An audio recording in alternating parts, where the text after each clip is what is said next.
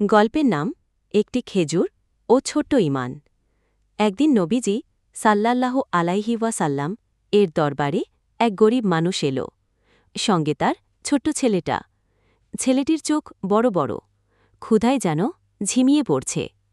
সে বলল, ইয়া রাসূলাল্লাহ, আমি খুব গরিব, আমার ঘরে খাবার নেই, কিন্তু আমার ছেলে খুব ক্ষুধার্ত। আপনার কাছে যদি কিছু খাবার থাকত।